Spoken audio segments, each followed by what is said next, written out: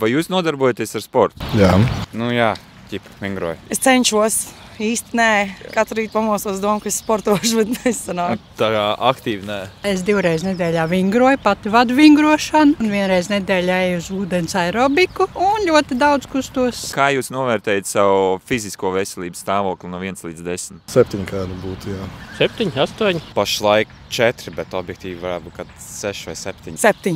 Nu, 8 noteikti. Nezinu, 6, 7. Noteikti ir kur vēl augt. Es droši vien, ka varētu novērtēt uz kaut kādu 6.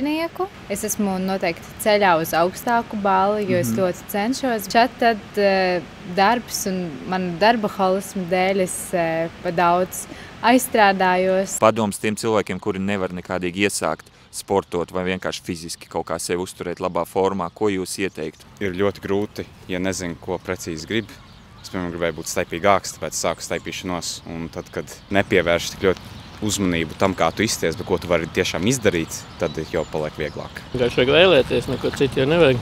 Vienkārši vajag piecelties un sākt, jo es arī sāku ar nojošanu. Es 10 gadus regulāri nojoju. Vajag vienkārši sākt un sākt.